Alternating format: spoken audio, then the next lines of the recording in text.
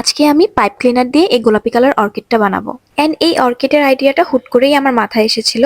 ভাবলাম কোন একটা ফুলের শপে দেখেছিলাম, সো আজকে আমি এটা ট্রাই করেছি।